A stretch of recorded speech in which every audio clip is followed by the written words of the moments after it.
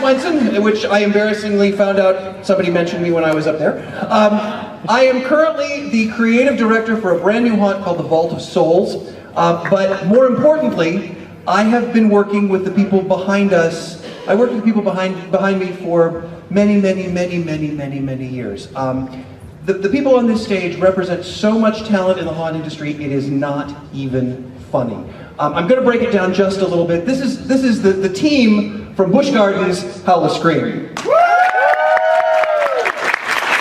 But I do want to kind of bring to the attention some of the individuals up here, because not only do they work tremendously as a team, they are also a bunch of really cool people as individuals. Back here, Mr. Ben DeWitt.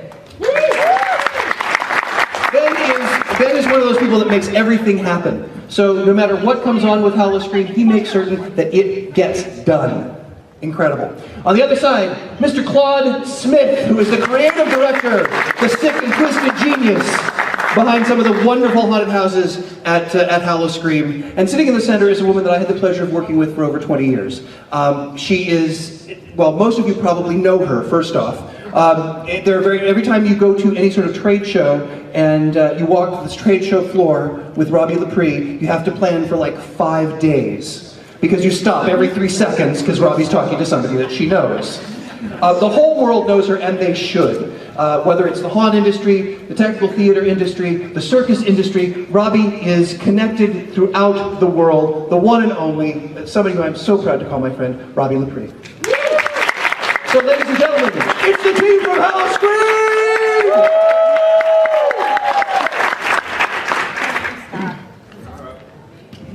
Thank you, Scott. We really appreciate that introduction.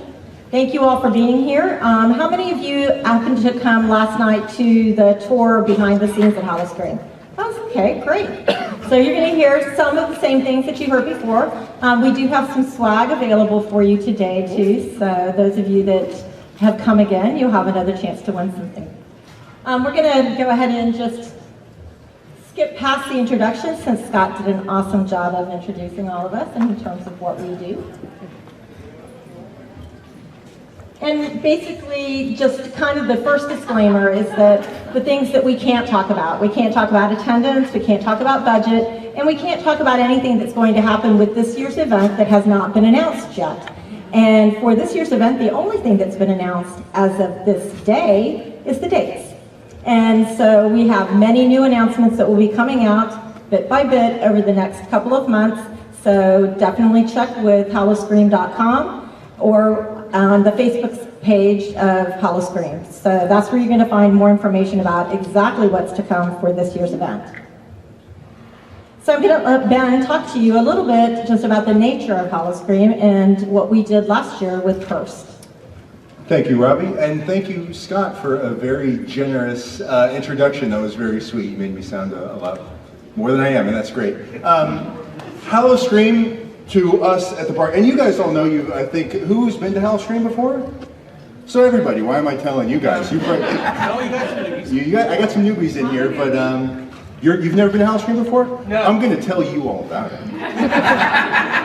howloscream is something we've been doing. This is our 17th year, and every fall, every Halloween season, we put on quite literally a different park after dark. We close our gates, we roll out all our scary stuff, we roll out hundreds of roaming creatures, we unlock the doors to 6, 7, 8 haunted houses. We fire up our shows, our live shows, our scare zones, our scaratories. We introduce all new food elements, drink elements, merchandising, and just a web of interdepartmental efforts. And we open the doors back up to a whole new park. 300 acres of darkness. All of our great rides that people come to during the day get a whole new makeover at night. It's dark, it's scary. Plunging down Falcon's Fury. Are you guys familiar with that thing? Yeah, that at night, that's enough for me. I did the one time I was supposed to, that I had to, and that's it for me. But that's our park after dark. It's an event we're very, very proud of, and I'd like to show you a little bit of our last year's event. It was 2014, Cursed. Here's our commercial. Oh, don't know that we have the audio yet, so. The phones are ringing. Hello? And since it's all based on a song, that's kind of tough. So we're going to move on. Right, like Robbie said, the idea was that you heard a song, and once you heard that song, you were cursed. And we didn't tell you that at first. We let you hear the song and then let you know you were cursed. Because, fortunately, the only way that you could break that curse is to come visit us at the park and survive a night in howloscream. There you go. And one of the big things that we try and do, I mean, we have a huge park. It's 300 acres. So when our guests arrive, the first thing we want to do is go, bam, hey, howloscream. And what we have is a very large, iconic set piece that we would like for you to recognize from the commercial. You can see our Iggy's there, the creepy crawly gentleman from the commercial.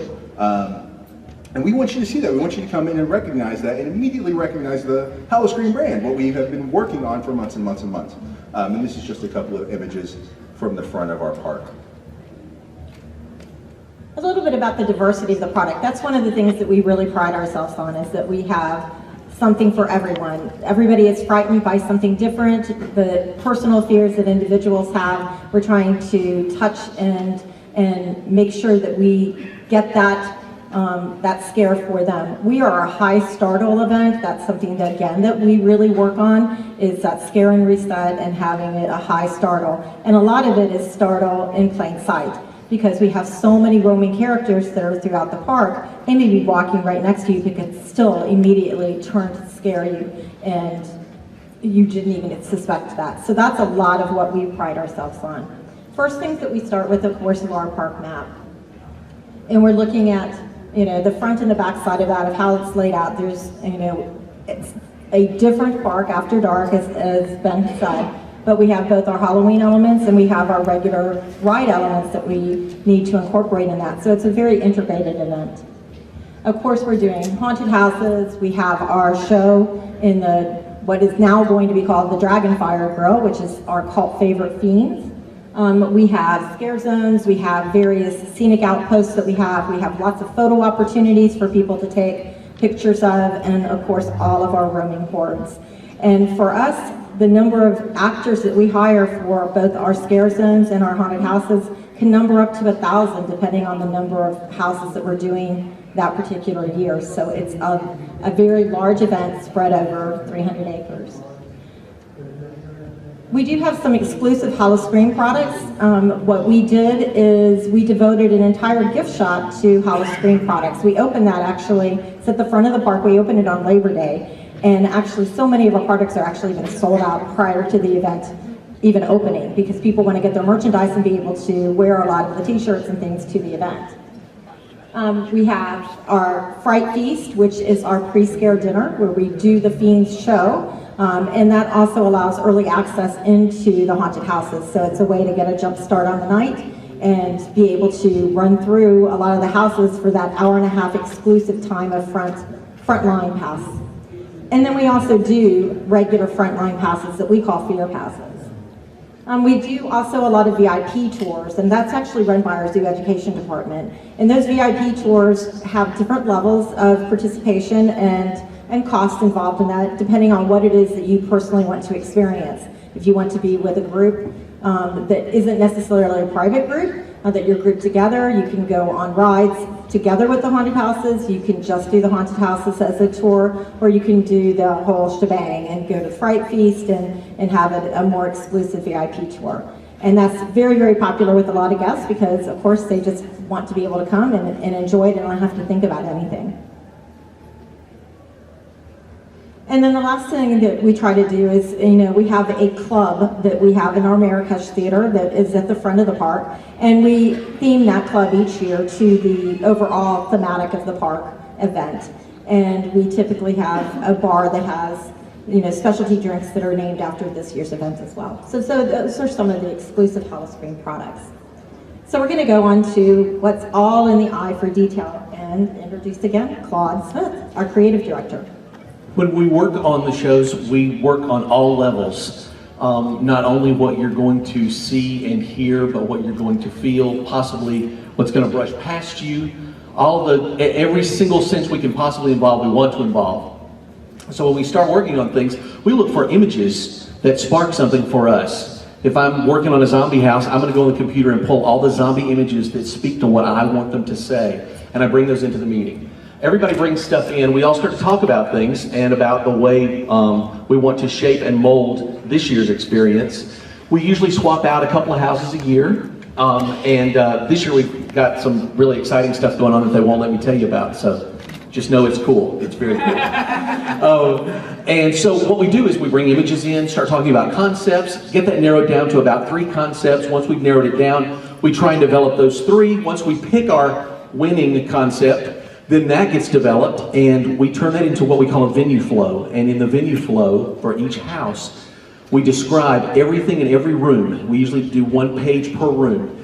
And what you end up seeing is all the creative and everything in one column, and then the scenic is broken down, the audio is broken down, all the elements are broken down there, as well as what characters will be in that room doing scares, what they will be dressed in, and what they will look like makeup-wise.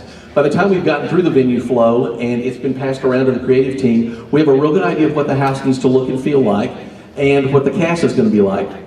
What's been very successful for Busch Gardens in the last several years is allowing guests who go online ahead of the event to help select certain items that will be in the house, that will be featured in the house. I know last year with what we originally called the greenhouse that ended up being called Deadfall, they chose 3 different things. And what we do is we post it online and we say, for the outside, we've got this big logo with letters in it. Those letters stand for A, B, or C. Which one do you think it should be this year? And that's how we end up with certain elements in some of the houses. The great part is then that everybody gets a chance to participate even on a small scale, and when you show up to look at the house, you're looking for those elements that won that competition when you go in the different rooms and things. Once we've gotten everything planned, or at least started planning, we go to the house, or to the location, and we start deciding where the line is going to go to enter the house and exit the house. We work with operations department at the park that work on the ride queues and things like that to help us with that. And then once we get done with the outside, we go to the inside. You can see there's a floor plan of the house. The gray areas are backstage areas used by the cast to get from room to room, and also used by our technicians in order to get to soundboards, lighting equipment. Cable runs are all done back there behind the scenes with those things as well. And we're going to talk about casting and training then, Ben. That's one of my favorite subjects. We've talked a lot about, just in the last couple of minutes, about a lot of the front-facing things that we offer our guests, our cross-departmental efforts and designing our houses and everything that goes into that. But all of that would be for nothing if we didn't pull together what I think one of the greatest casts there are. I mean, out of anything. I'm talking Broadway, I'm talking all that kind of stuff. We have a casting process that is very in-depth. It's thorough. We hire, like Claude and Robbie were saying, depending on the event, nearly 1,000 people between our actors, our technicians, our stage managers. Our entertainment department tripled in size. So that's a significant investment for us. We need to make sure we're doing the right thing. That's why our casting process is as in-depth as it is. The first thing we start is with our reunion auditions, and that's where we take the people that have worked with us in the past and we're really happy with the work that we've done, and we invite them to come back and audition again. And that gives them a great chance to come in and get excited about the season very early. And that also gives us a chance to see the people that we know the kind of product they deliver to us. We can use that the best way, and we cast them right there. We know what they're going to do for the event. And that's a huge benefit for us. And then we go for a couple of more weekends. We have more auditions, and over that course of time, we will see thousands of people. And based on our needs, we'll hire 6, 7, 8, 900 of them. And most of them will get a permanent role in a house or in a scare zone or as an actor. In addition to those people, we hire what we call subs affectionately. And a lot of people argue that they have one of the greatest jobs at the event, because what they do is they are on call. They show up and they sit in the room, and it looks a lot like this one that we're in now. And they wait, and if somebody gets sick or somebody can no longer continue working with us, as they go out, they get called up and they go in. And every single night they go someplace different. They'll be a zombie one night, there'll be a chainsaw murderer the next night, there'll be a plant, and I mean a plant, like a real plant the very next night. So That's a lot of fun. Training and rehearsals. Like I was saying, the investment that we make in our people is pretty big. We hire all of these people. We got to give them proper direction. So what we do with Claude and what Scott did with us for a very long time is we go through rehearsals starting in September. We call every single one of those people in. They sit in a room, a lot like this one, and we talk to them in what's called mass herding nights. And every single one of those people, all 600, 700, 800 of them, will get their own costume, and then they'll get their own spot on their own rack. And then we'll have our Tampa Police Department liaison, our security officers will come in and talk to them about being safe, because that's always obviously on the forefront of our minds, both for our actors and for our guests. And then they'll get a chance to visit their venues and see where they're going to spend the season. Then we go into our real rehearsals where they practice their characters. And then Scott, myself, and up until very, very recently, Scott, we would go through every single role with every single actor and help them go the direction we want them to go and maintain that. It's very important to us that we iron out those details because that's where the success really lies, I think. We all agree with that as hunters. Costuming. Ooh, I get to talk to you. We have to costume these 5, 6, 7, 800 people, and in many cases, in most of the houses, they're double cast because we have to have someone in there for 30 minutes and then they get a break and someone comes into their spot for the next 30 minutes and they need to look very similar, if not identical. So, our costume department is tasked with trying to create what we're looking for costume-wise. The great thing is we've done this for 16 years this year, and so they've got a lot of great things in inventory already, but they do create new things every year. Anytime we do a new icon, there is a new costume created. Anytime we do a new house, there are usually new costumes created, as well as new roaming groups and things like that. One of the great and smart things we do, in a lot of cases, we have staff brought in of great special makeup artists that do airbrushing, this kind of mask making and things like that. And they do the real high profile stuff, the stuff you see on the streets, the stuff that's really up close and personal, that you can see 360 degrees around. For the houses, a lot of the characters, performers, will do their own makeup. And so to assist us in keeping things as consistent as possible, in a lot of cases, we'll refer to things like this. It's a mask, it goes in Deathwater Bayou, and all of the undead in that house wear this mask. So all they really have to worry about doing is putting black around their eyes and doing the bottom half of their jawline. And that speeds things up. It also makes things extremely consistent in the house with the makeup and things that we're doing. So talk a little bit about scenic. We obviously do primarily original concepts. So most of the houses that we've done, our scare zones and that, are based on original concepts versus being based on IP or equity products for that. So as we continue to develop our houses, most of the time we will keep a house for roughly 3 years. And each time that we do it for another year, it has a new iteration. So there's a new tagline, there's usually an opportunity for us to tweak that house, maybe put in some elements that we weren't able to put in for the first year, and it gives us an opportunity to take it to that next level, or the next chapter in the story. So a lot of times when we're developing a house to begin with, we're thinking about, okay, what would it be in its second year? What would it be in its third year? So we're already thinking about those things. So when we're doing the scenic elements of that, we're also taking those elements and trying to figure out, okay, how can we take those to the next level? So as we're doing, a good example is in the second picture in the middle there, that's actually the howloscream photo op that we had for this past year. It's actually on the show floor right now, and please go take your pictures there and hashtag it with howloscream to Instagram or onto our Facebook page. But we start with a drawing for that, and of course, as it starts to be realized and fabricated, we have the finished product with that. We do a lot of our work with outside vendors and fabricators because we really don't have the internal resources to build all of our own scenery. However, we do all of the maintenance on our scenery, and we do a lot of the times the next iteration of that house, we may go ahead and do those changes scenically as well. So this just gives you an idea of what deadfall may have looked like. In the picture on your right, that is actually the original rendering of that. The upper left picture is what it looked like when it was under construction, and the bottom two pictures are what it is like right now, and what some of you saw last night. And some additional photos of the interior of the house. I'll let that play through a second. One of the great things I learned from Scott was that in a house you don't ever want to have too much room. You try and keep people not going a straight and narrow pathway. You keep the pathway narrow, but you try and wind it around as much. It gets everybody very confused as to where the exit is or the entrance was, and as a result, it makes them much more susceptible to being scared. We're going into stairs. And now we're going into stairs.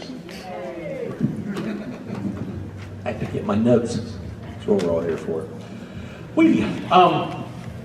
A lot of the scares in the houses depend on prop placement or drop doors or specific physical things. On the street, they have to pretty much totally rely on themselves or possibly noisemakers if they have them. So the location of the scare is important, the direction of the scare. One of the great things that I learned in working with Busch Gardens is we try very hard to scare forward and not backward. This keeps our lines moving in the correct direction so that we get as many people through the houses as possible, and also on the streets. We don't clog the streets up too much by everybody stopping. We scare them so that they'll go forward and run away from us. Bounce scares, ricochet. We do a thing we call pinball scares, and try and set things up like a pinball machine. You know how the ball will go from bumper to bumper? We try to do that in the park, especially with the outdoor scares. Try and set up people in different locations so that I can scare you and you're going to jump away from me and back into the next person who's going to scare you, and it'll just send you down the pathway that way. And when you do 2 or 3 of those in a row, you're doing really well.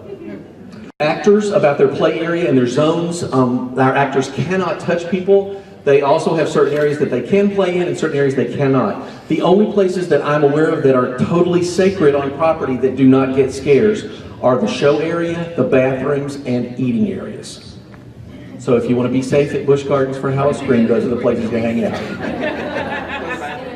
Yes, go to the bathroom a lot. We have, for all of our actors, we have escape routes, and we again, back to safety, we go over that with the actors in the houses. Everyone has an escape path away from the guests, so if guests get belligerent or happen to have had a couple of extra drinks and want to swing at our actors, they've got a place to get away to safety, and that's very important to us.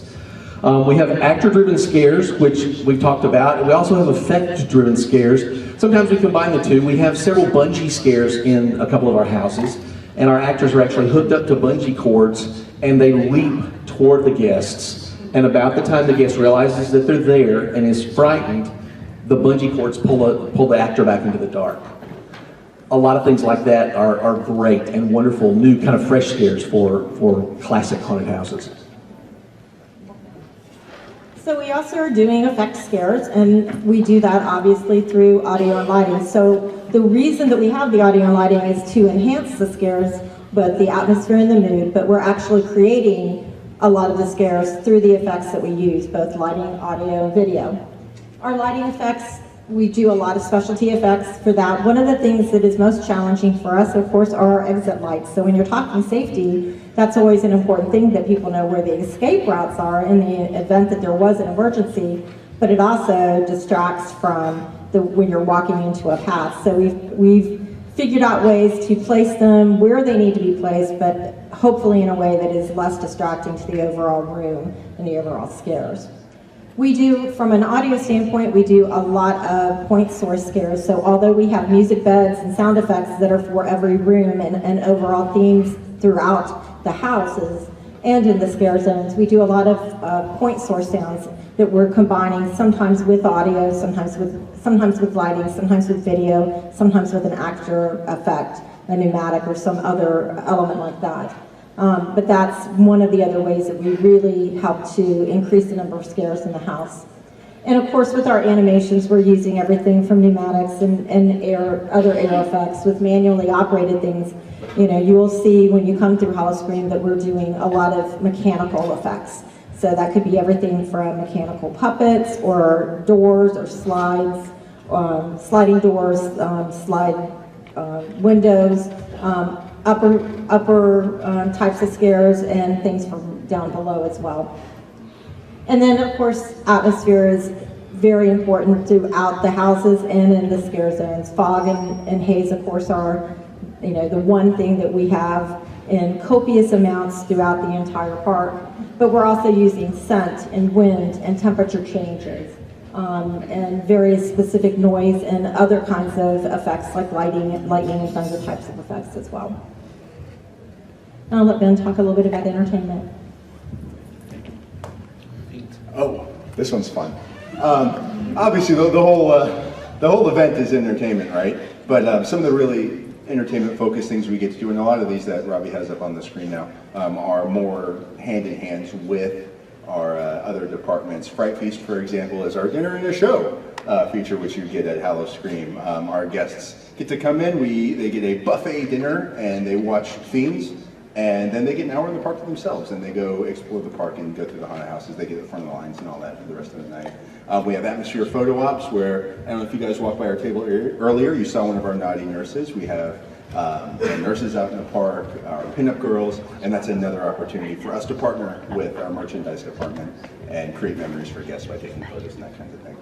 We have DJs. We're always creating a party. We're scaring, we're having fun, and then Club Curse down there you saw on the bottom, which is a bar club area with the DJ, and we keep it themed to our event that year. Operational execution sounds very boring, and it's not. Fortunately, I'm in a position where howloscream is pretty much my full-time job year-round.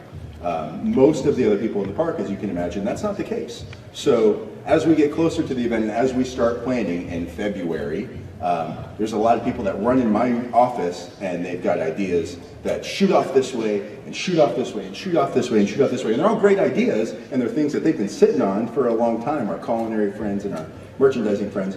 So my job is to take those ideas and try and gather them and keep them intact and pull them together and push them in one coordinated effort into a successful event. That's basically what that means. We do that with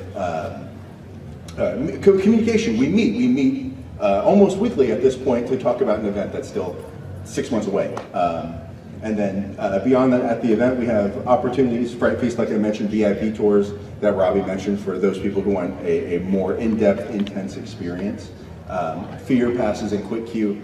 A lot of the times we offer a lot, and our guests don't always get a chance to experience everything. And for a couple extra bucks, they will save some time and most likely get to experience everything. Queue line management, that doesn't sound like a lot of fun, I know, but it's always an interesting challenge for us. Claude mentioned we have a lot of venues and a lot of buildings, and we go down there and we plan how we're going to get the people through that building in a timely manner, and we get a lot of help from our friends, and that's always an interesting puzzle. A little help from our friends. That was a Beatles reference. You guys missed it. That's fine. What else we got? Oh, and you can see we have pulsed and free flow attractions, and that's just a way that we're always walking a line of we want to get everybody through every house. We want everybody to see everything. But as you can imagine, if you mass produce this stuff, there's a chance that they're going to miss something. So if we have the opportunity and it doesn't infringe on our guests' time, what we'll try and do is let some people into the house. We'll stop the line, even though very clearly they could continue. We'll stop that line and let that batch of guests really get an intense experience, and they're not feeling pressure. Nobody's pushing from behind, and somebody gets to be in front, and that's the real scary. I mentioned earlier we have a very strong relationship with our local police department, the Tampa Police Department, and they have a number of uniformed and undercover officers that come in and make sure that not only our actors are safe, but our guests are safe as well. And we have our security department that's there all of the time now. They really enjoy the event. It's a shift for them as well. And then working with other departments, I've talked plenty about that. And here's Robbie. She knows about this. Well, we truly believe that we have a wonderful relationship with all of our fellow haunters. When we first started in this industry, 17 years ago, we were newbies in it and had no understanding of of how to do a Halloween event. We started out with a family-friendly event that then we decided very quickly we wanted to go more in the direction of a full-time or a full-out haunted event. And the only way we could do that is with the help of people that had been doing it prior to us. So we were very fortunate to have people that were willing and generous with their time and information and helping us to learn about this industry. And we've got so many wonderful people, and we've continued to share information with them, and they've continued to share information with us, whether that's big mega haunters like Halloween Horror Nights in Knott's Berry Farm, or whether that's others in the industry that have their own single haunts, even charity haunts, and even home haunters that we've learned so many different things from. So we're very grateful for being able to share that information, and our goal is to give back with that same kind of information to people that are just getting into the industry or just want to grow their own attractions. And as part of that, we have some swag to give away. So if you happen to have a notepad with you, if you will turn that notepad over and look on the back of it, on the very last page, if it says that you are a winner, please come and see us afterwards. Because we have a couple of bags, we have 4 bags to give away that have 2 tickets to this year's howloscream event that you're going to trade that off for, a t-shirt and some other swag. And we have 2 masks to give away as well. And for those of you that did not win that, we also have some other things. We've got some koozies and some slot bracelets too. So after this is over, if you'd like to come up real quickly and so that they can move on to the next event. So any questions? We've got a couple more minutes left. About 10. Look on the last page. Look, it's on the last page. Anybody find it? You got it. I have a question. Yes. Never been there. Only been in Florida, less than 2 years. Went to Welcome to Universal Horror Nights on the Frequent Fear Pass. Loved it. How does yours compare? I mean, it would be a trip from here going to Tampa, to Poinciana. It would be, a major commitment of time, money. What do you have to offer that they don't, or what did they offer that you don't? Well, both events are very complementary to one another. So because you've gone to one event doesn't mean that you shouldn't go to the other event. If you've had a great time at Halloween Horror Nights, I can guarantee you're going to have equally, if not a better time at Howloscream. And the same is true vice versa. What we have to offer it is completely original products. If you've never been before, you're going to see 7 to 8 brand new haunted houses that you haven't experienced before that are highly themed, highly scenic. We are a very high startle event. So I think what we have to offer is definitely the magnitude of the numbers of people that we have and the numbers of scares that we provide.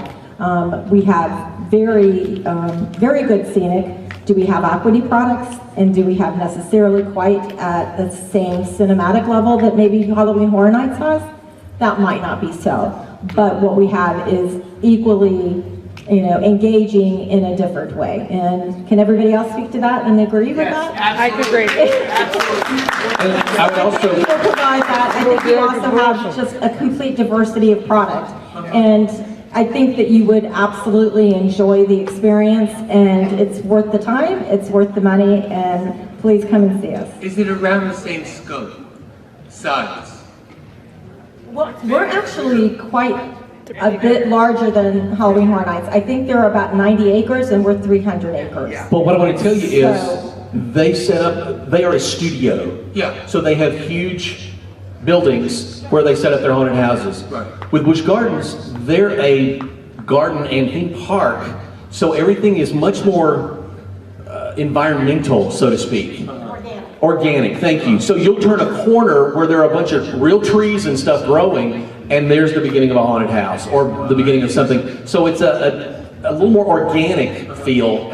But I agree with Robbie. I've got friends who work the Universal thing too, and we always go to each other's because it is a different experience, and I think both of them are very good. Yes.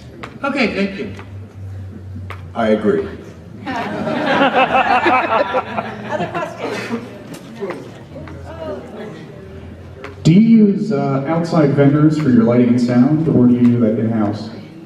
We do use outside vendors as well. We basically utilize a lighting designer and an audio designer. However, we have in-house teams that help to execute that. We do hire outside assistance with that, but it is all our own gear for the most part. It's very few times that we would actually need to rent audio and lighting at this point because we've been growing it over the course of these last 16 years. So we do have a lot of it ourselves, but we do hire outside as well as for scenic fabrication. We hire technicians that are scenic artists and scenic painters, carpenters, other mechanical people. So those are people that we do hire in-house for the season, but then we also contract it out as well. I think you can compare our Halloween event. You guys know that Sun and Fun airport that's on I-4, the Lakeland Airport, and when they do the Sun and Fun, it's all of a sudden for like a week it's the busiest airport in the world, but for the rest of the time it's just a regular airport. That's a lot like us. We have a theme park that we run throughout the year, and we have a standard product that we have for 90% of the year.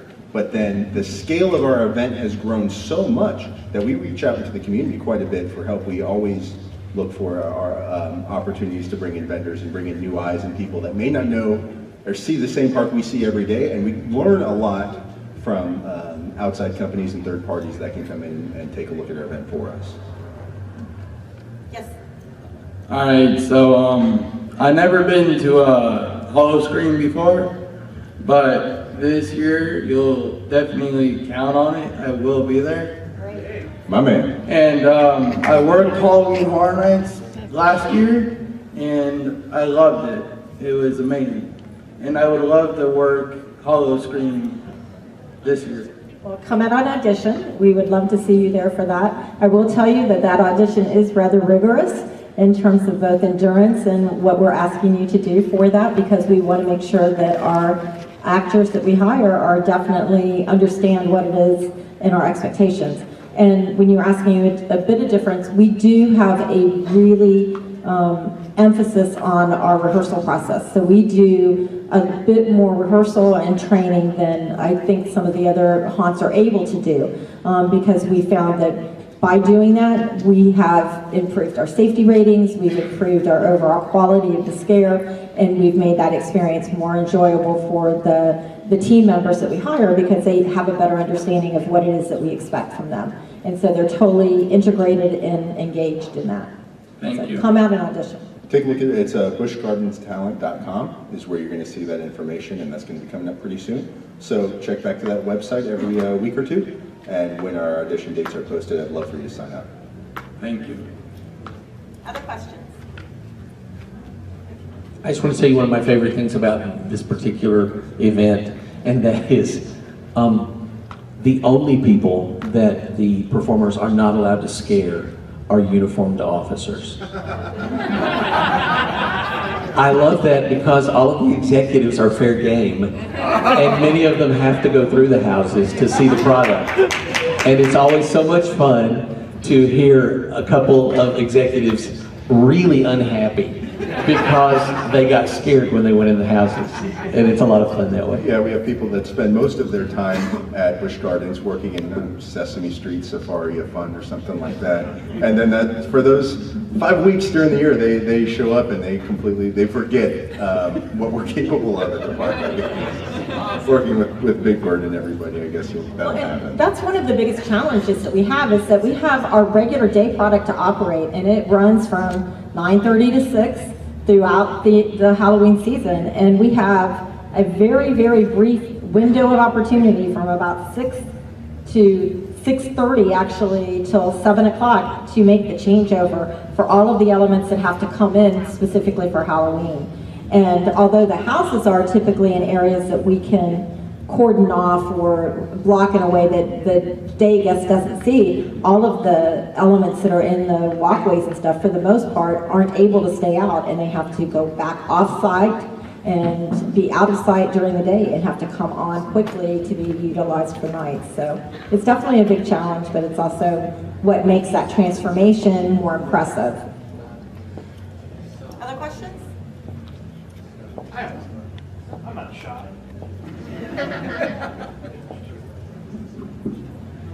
About that short.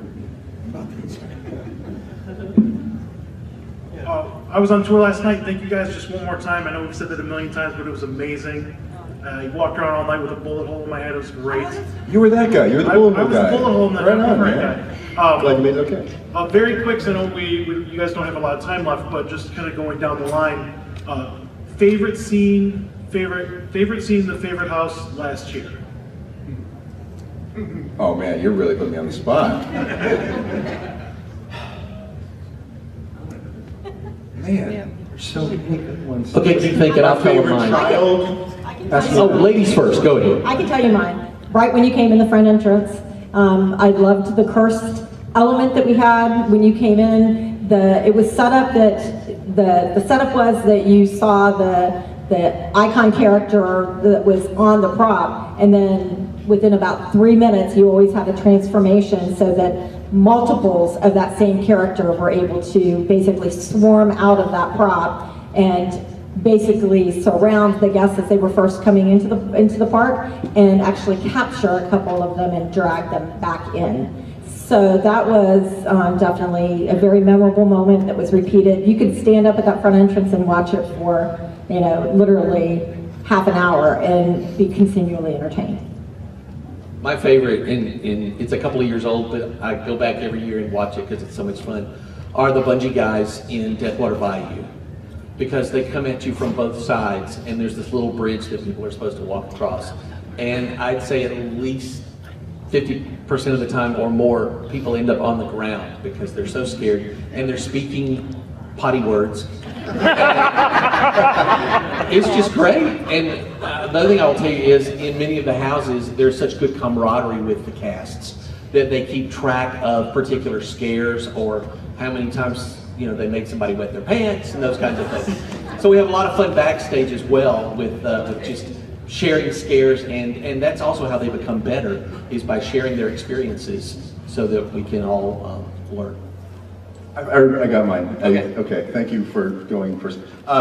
In the basement, we have an actor that's strapped in an adult-sized high chair, and he's